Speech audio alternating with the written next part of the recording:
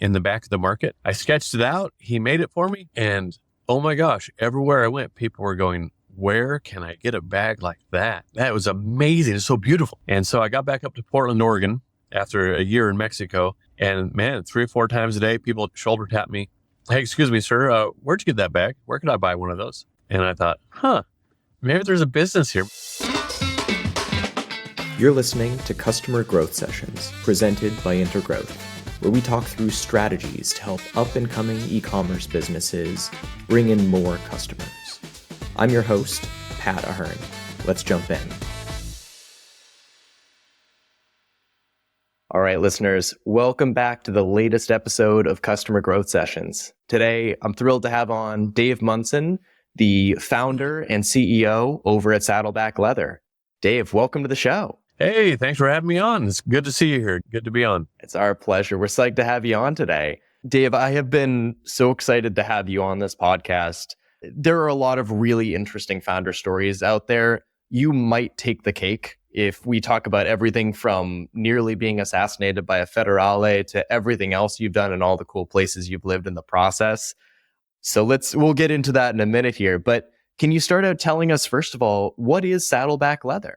Yeah, so Saddleback Leather, we design and build our own really high quality leather bags. So I think we can own the most durable, longest lasting leather bags in the world. So briefcases, duffel bags, we do beautiful trunks. We were just in a Rolls-Royce coffee table book. They put us in because they loved the beauty and the design, the quality of the trunk. Kind of old fashioned stuff, no zippers. And we just make beautiful leather, very high quality as we can. Yeah, that's what we do. Based here in the Fort Worth, Texas area. And for the listeners, I'm so psyched with the setup that you have for the recording right now. For listeners tuning in, Dave is currently recording in his car. But Dave, can you tell us about the specific Toyota that you're sitting in right now as you record? Oh, yeah, that was a cool one. This is one of those Jedi mind trick plays he did. You will like working with Dave Munson. It's like, oh yes, Toyota, here we are. We want to work with Dave Munson, and you'll like it. Oh, and we're going to like it too. And so we did a limited edition Toyota Tundra with Toyota, 1,500 units. The head coach, the manager of the Texas Rangers has one. Third base coach has one. A lot of people that I know have them, and they were limited, numbered. And I designed the interior, the leather first, and then the interior with Toyota. And they said, you can do whatever you want. So if you have the video here, if you can see it it's pretty sweet. But it turns out that vehicles are fantastic places to record. It's like a sound studio. So here I am in the truck, and yeah, it's pretty cool. It came out last April, so I haven't even had it a year yet. So it's super cool. It's the most leather of any. Yeah, it's just a lot of leather. So the interesting thing about Toyota is their founding principles from like 1934 or something like that. They're way, way back is respect for everyone. So you'll never see them disrespecting a competitor in a commercial. They don't talk about competitors in commercials. You'll never see that. It's against the rules. So we try really hard. We make good high quality, and we hope you enjoy it. And so humility, respect for everyone, and with humility to serve others, to be serving others ahead of myself. Respect all religious thought is one of the 5 founding principles, innovation and hard work. So yeah, and everyone there working at Toyota, they're like, thank you for your time, Dave. We're so appreciative of you being here. Thank you for your presence here. We're just honored. I mean, everyone, it was like, wow. And that's where everyone goes to die when they're in the automotive world, is they go to work at Toyota, and that's everyone's kind of end goal. Ford, General Motors, all those guys they're not as, like, say goodbye to your family. But Toyota's like, no, spend time with your family. So it's really a cool company. So yeah. I'm a big Toyota fan as well. My first car that I ever owned was a Toyota Camry, and I loved that car. Dave, let's get back over to Saddleback, because as I prefaced at the beginning, you have such a fascinating founding story behind this company. So can you take us back to the very early days of the company? I guess take us back to Mexico. How did you end up starting Saddleback? Yeah, so I used to be a youth pastor And I got burned out. Everyone was mad at me for being irresponsible and breaking the pews and staining the carpet with the kids. So I moved to Mexico to teach English with a bunch of youth. And I thought, hey, great chance to learn Spanish. And so I was needing a bag to carry my books because 29 now, you got to, no more JanSport backpacks. You got to have a man bag, have a little bit of dignity.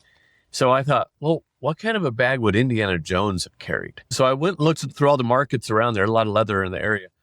And I couldn't find one like the one I had in my head. So I went and found a guy making bags in the market, in the back of the market. I sketched it out. He made it for me. And oh my gosh, everywhere I went, people were going, where can I get a bag like that? That was amazing. It's so beautiful. And so I got back up to Portland, Oregon after a year in Mexico. And man, 3 or 4 times a day, people shoulder tap me. Hey, excuse me, sir, where'd you get that bag? Where could I buy one of those? And I thought, maybe there's a business here. Maybe I could sell bags. So I went and had some more bags made, had 8 more bags and sold them off the back of my Land Cruiser with my old black lab blue. I had an old 71 Toyota Land Cruiser and a wagon, and sold them real quick. I had a sign in the window, real cool leather bags for sale, and just hung them off the rack, stood there and sold them all in like just a few hours. And I was like, wow, for hundreds I had like $1,250 in my pocket. And I was like, wow, I'm rich. This is great.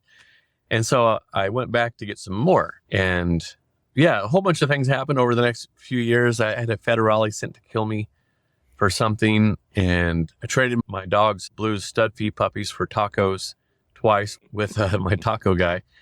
And yeah, it was just, ended up living in Juarez, Mexico. And for about 3 years, I slept on the floor, just no hot water for 3 years with my dog, and a little $100 a month apartment. So all the money I was saving, I was sending down to Mexico, and they were sending bags up on the bus. And that was 2003 to 2006 in Juarez. And I take them to El Paso, and I use a friend's mechanic shop at night and just sell them on eBay.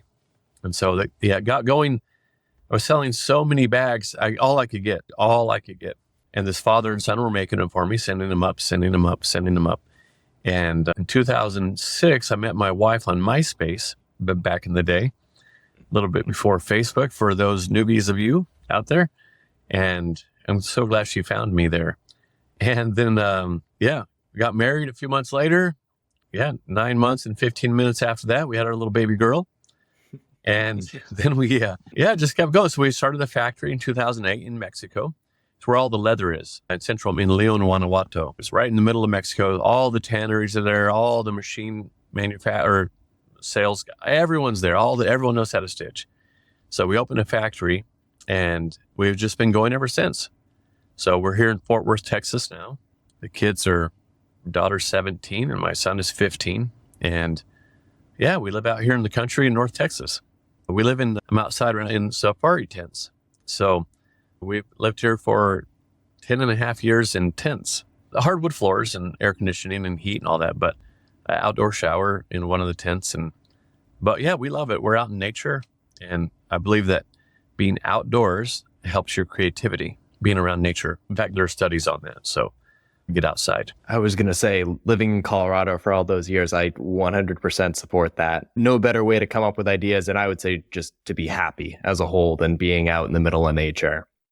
Yep. Oh, absolutely. In fact, there are studies on it. People, when they take a break from work, if they stay in the break room, that's one thing. They have them take tests afterwards, and then they have people walk around outside, out through the trees or in a park, and then come back in for their break, after the lunch break, and they take the tests and they score really high and are real creative when they take a walk out in nature as opposed to staying in the break room. Interesting.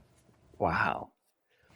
So starting the company, can you share about the first part-time employee that you brought on who it sounded like very soon after then became a probably more than full-time employee helping you out with starting the company? Yeah, that was my dad. So my dad was a pastor for most of his life, and he had retired from that, and he was doing a job in Portland. And so I went down to Costa Rica and Panama with my brother and my uncle on a trip. I was photographing a bag and a suitcase, and just using it as a business write-off, but really it was a vacation. But I did get some cool pictures and stories.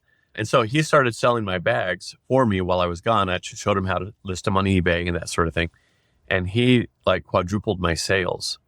And I was like, what? I was doing 1 bag a week, and he started analyzing like there's more demand. So he was doing 2 bags every 3 days eventually, and instead of 1 a week. And yeah, it just blew it up. And so I hired him. I said, Dad, I can afford you now. You want to come on? And so he did. And he would do all the shipping. And then my sister brought her on, and then got married, brought my father-in-law on and my sister-in-law and my wife's really good friend who still works for us. That was 16 years ago.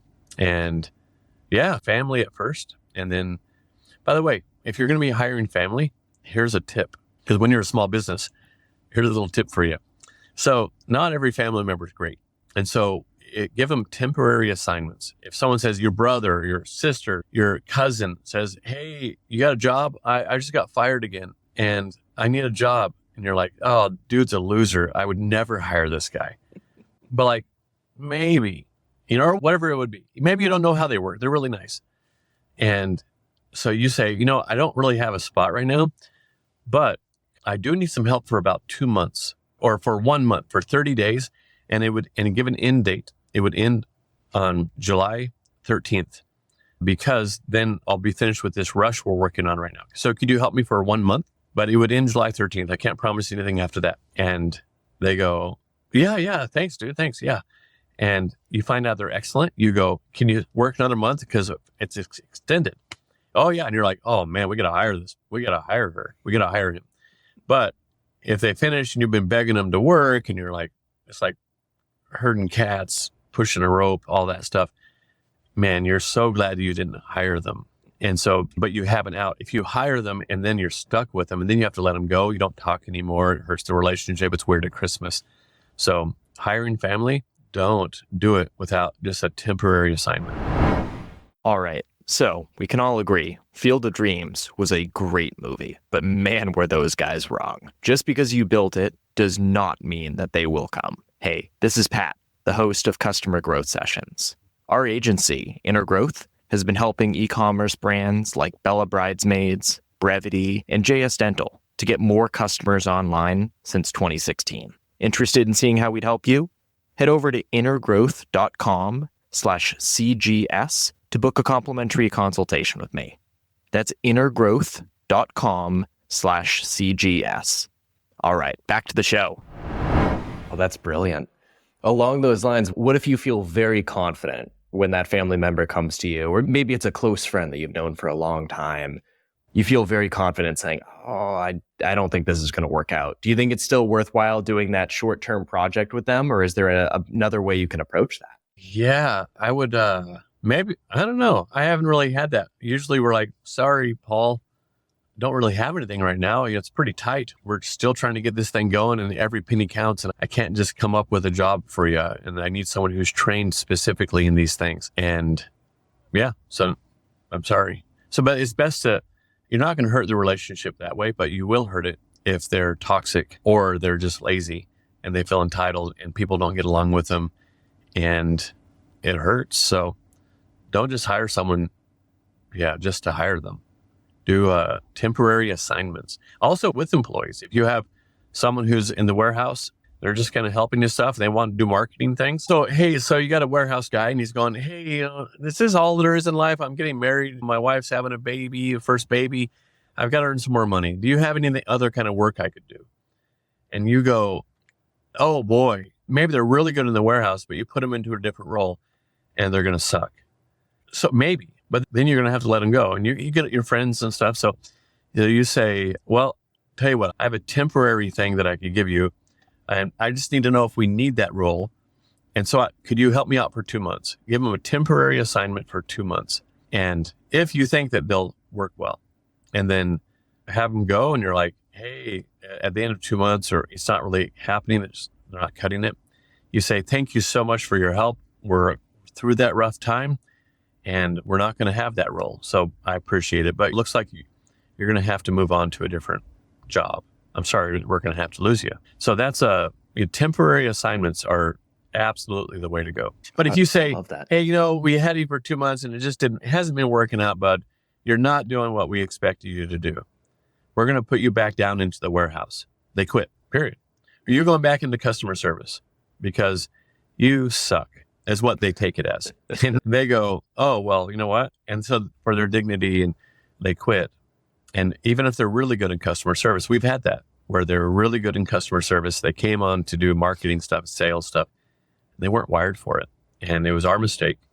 We should have given them a 2-month assignment. And that's a mistake I know that I've personally made many times. Bringing someone, or maybe you have someone who's really great at what they do and you put them into the wrong seat. And all of a sudden you have this person who's ultimately great, but they're in the wrong role to succeed. And it's really tough to re-steer someone in that right direction. The temporary assignments is a brilliant move. Yep. And so, you lose they'll do half the work, perhaps. So if you do 2 months, you lost 1 month of salary, but you kept a friend, which is important to me. You kept a friend, you kept the relationship, you give them a great letter of recommendation, that kind of thing. So jumping back to Saddleback. So we reach a stage where your dad comes on full time. What you had shared is he helped you to go from selling a bag a week to 2 bags every 3 days. So call it 5 bags a week. Sales 4x, 5x in that time span. I would imagine the business starts growing at a healthier pace at that point. Talk us through the next phase of the business. What was that like as you're starting to bring the first 1-2 employees on? You're seeing sales skyrocket. Let's resume there. Yeah. So sales quintupled right there that next year. And then they tripled, and then they doubled and then just were growing 30% or whatever. So it was really rapid growth. And so we had to start our own factory because the factory we had couldn't provide for us. So as soon as you find your bottleneck, where am I?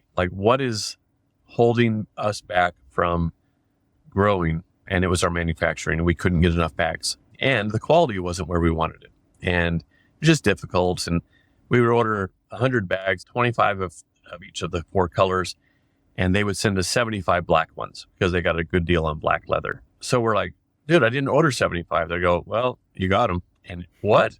I'm not going to pay for them because I didn't order them. Okay, well, we're not sending you any more bags then.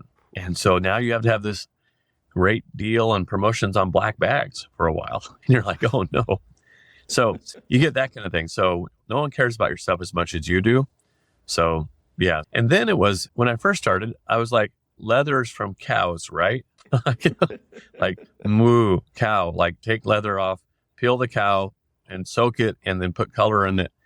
That's all I knew about leather, and that it smelled really nice. But I didn't know anything else about that. So as I began to study leather, so I began to learn about leather. And so I tell people, learn all you can about your industry. If you're in the lawn maintenance, learn about root systems of grass. How deep do they grow? Sun tolerances in this type of soil, sandy soil, clay soil. How do you crowd it? How do you get it healthy and aeration? Learn everything you can, become a super expert, nerd out on the type of non-toxic yard stuff, dropping off little microbes into the ground to eat up the whatever thing. Be an expert in your area and just go and educate everyone. So if you're like, hey, if you don't use me for your lawn maintenance or our company, I understand we're a little expensive. And so it's not for everyone. And in fact, let me show you how you can do it yourself. But here's some things you look for and look out for when you're doing it yourself or when you're finding someone in your area, because maybe we're not in your area. And so what you want to do is ask them this question, because their answer should be this. And if they don't know, you're going to have roots that are real close to the surface and they won't be drought resistant. And so you're going to want to make sure that they answer this instead and you start educating people. And so we do that on leather. Watch out for the curse of knowledge. And so this happens in theology too, where oh, God is gracious and merciful and with the gospel, and he is atoned for our stuff, and he's a propitiation for our sins. And you're like, well, okay, hey, congratulations. You know more than the disciples did. All these words, you're like, what do they all mean? And most people, they can't really explain it very well. So what you want to do is explain your area down to so a 10-year-old can understand it. So like I was throwing out, we only use full grain leather. We don't use top grain or genuine leather or any of these other split leather. We use full grain leather. And someone came into our showroom a few years back and he said, okay, y'all use real leather? And I go, yeah, we use full grain leather. He goes, yeah, I read that on the site, but I don't really know what that is. Is it real leather? Uh-oh. And it dawned on me that I was talking above everyone's head because I was so used to the subject. So I changed it, our marketing, to we use the toughest leather that we can get our hands on. And then we use the thickest version of it. It has all of the grain, which is the grain is the toughest part of the hide. It's the top 25%. And it has the full amount. It's the grain. Some places will take off the top to get rid of scars. And only the top part has a little bit of grain. That's top grain. But we use full grain because we have the full amount of grain on there. It's super tough and doesn't let the moisture come out, and it's resists staining. It's really tight and hard. The grain is really great. If you want to read more, click here. And so they'll read all of the explanations of all the different types of leather you can get. And our hardware, we use the strongest hardware, and it's custom. In fact, it's the toughest we know on the market, the strongest. It could probably hold up our clips could hold up a 750-pound bag of cats. It's so strong. And people go, wow, that's strong. I don't say we use 316 stainless steel. If you're a metallurgist, then you'll be impressed. We don't say that. We would say that later, but we start off really strong. So save those things like for your more detailed explanation, but educate everyone in what you do. Painting and why it's important that they do this or that, or if you have some sort of services, furnace services business, what you want to care about when you put things back together, and make sure you double clean this thing and make sure, educate. That's the super important key to your business. Tell me if this sounds like you. You've started scaling the business through PPC channels like Facebook, but now it eats up 80% of your marketing budget, and ad costs continue to rise, pushing your margins down more and more every month. PPC is great for scaling your business in the early stages. The issue is PPC is like a faucet.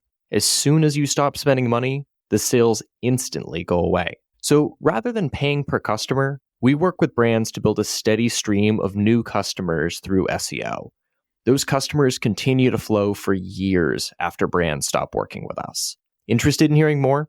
Reach out to us directly at intergrowth.com/CGS to book a complimentary strategy session with our team. Well, and we were talking about that just before we started recording, what I would call like the king of education, let's say, the SEO space. So talk to us a little about what you've done in terms of SEO, because the site is performing extremely well. You got what seems to be a lot of high quality traffic and really rank for what I would imagine are a lot of really valuable keywords. How did education come into play there for you? Yeah. So search engine optimization, so when people go to Google and they put in the search bar, real high quality leather briefcase, then our page comes up like naturally, organically. We don't pay for ads. We don't pay for any ads. And so that forces us to come up with content that people want to talk about. And so let's say we donate a briefcase to a Future Farmers of America group for their auction, for the fundraising for the kids to go to nationals or something. And we're glad to help you guys out. Here's the briefcase. You don't have to, but if you wouldn't mind, could you put a link on your website about that? Because Google really there are like 200 and something things that Google likes, they look at. And so we could talk about those techniques all the time, but would you mind on your .org or .edu or .gov website, could you put a link to our website on there? And more specifically to the leather briefcase that we're donating to you. And they go, oh, yeah, no problem at all, no problem. Because Google says, wow, impressive. These guys, the police department, put a link, a .gov site. That's hard to get. So we're intentional with all of that stuff. Anytime we just ask, and they don't have to. They go, well, we're kind of particular. I go, no big deal. So yeah, and also give away your information. Like give it all away. Show them, teach everyone everything.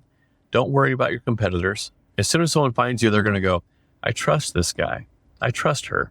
Whoever it is, I trust them. because they educated me. And it's this reciprocation. I want to reciprocate. So, but the search engine optimization, Rome wasn't built in a day, and it takes a long time. Just continue doing podcasts, but you only do podcasts if you know something. No one asks you to do a podcast if you're like, tell us about your flailing business. But if you can educate and your business is flailing, they'll still ask you questions. Or Hero, help a reporter out. You can sign up there and as an expert in your area. And we've gotten on money.com, and all these different journalists are looking for someone to give some input into their story that they're writing. And you have like a day to respond to them. And then if they pick you, they'll ask you questions, and then they'll put a link on money.com to your website. And it's kind of golden. So just building links, getting a lot of links, just working hard at being consistent, and slowly but surely. Yeah. So there's a lot there. So I know we're coming up a little bit close on time, but a few other things I'd love to get into. One, when we were talking before this and really just doing some research ahead of time, one of the things that really stood out to me is you're telling on your website the story of growing the business. And you mentioned that you hit kind of this rough patch in the business where it sounds like the business was flat and you were struggling to reach that next pinnacle. And you talked a lot about the idea of practicing delegation and working with a CEO coach. Can you tell us a little more about that phase and how you got past that stage? Oh my gosh. Larry Briggs in Portland. He's in Arizona now, but he was an old man who taught CEOs how to be CEOs. And he would teach hospital systems and all these places. Anyway, so when I took over the business from my old partner in manufacturing, he was up in the US, he was my CEO. I had hired him, I fired him, and I had to take it over, and I didn't know how. So I hired this guy. I'd met him in Africa on a mission trip. So he taught me over a 1.5 year period, he taught me to ask questions. So when someone comes to you, you say, because he said great leaders ask great questions. So usually people know the answer. And so if I'm gone for a month in Africa or somewhere, everything gets done at the business without me. But when I'm there, they go, hey, Dave, what do you think we should do with this thing? And I'll go, man, that's a great question. What do you think? No, well, I think we should do A, B, and C. And I go, man, that's great. I like that. Yeah, that's impressive. Well, have you considered D? And they go, oh, I hadn't thought of D. That's good. Maybe we could do that in place of B. Yeah, A, C, and D. And I go, yeah, that's great. I like what you're thinking about that. And so asking questions. So when someone comes to you, what do you think we should do? Say, man, that's a toughie. I don't know. What do you think? And they'll give you an answer. So ask, that's a great question. What do you think? That one is fantastic. And you'll get a lot more done that way. And then also, the other great question is by when. So your business will grow at the speed at which you make agreements with people. So agree to a time. When are you going to have that? And so you go, well, I don't know. What do you think? They go, I think we could do this. Great. That's a really good idea. I like that. By when do you think we could have it? Now it's their idea. And they go, well, I don't know. I'd have to check. All right. Well, by when will you know? Well, I could call them here in a little bit. I can tell you tomorrow. I'll tell you tomorrow when I'll know. Great. So tomorrow you go, hey, what did they say? And if they go, I didn't call them. Okay. Well, by when will you call them? Oh, I'll call them later today. But anyway, and then you get back with them and you go, what'd they say? And they go, oh yeah, they said they can have it by next Friday. You go, great. I'm looking forward to seeing it. This is really cool. I'm really excited. Great idea. So just by when, and I don't know, what do you think? Those are your two best friends, those questions. Because usually you'll have people who, if they're in it all the time, they'll get better at it than you will. So if somebody can do something 70% as well as you can, then let them do it. But there's something else about growing and delegating and all of this sort of thing.